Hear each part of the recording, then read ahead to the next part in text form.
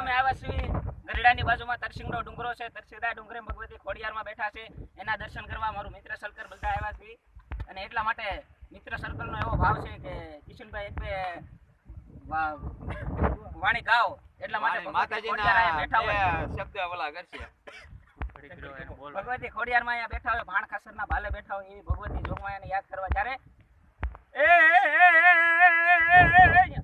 એવું સોરે ડુંગર આઈ તમારો નિશા ગેલા ના નિરે ખોડલમાં એ નજર રાખો રે અમારી વેલી કરો ને વાર રે ખોડલમાં ગાવું બેસું ના દુજાણા દેજો જમવા દેજો જાજી જાર દેશ પરદેશ થી માનતા હોય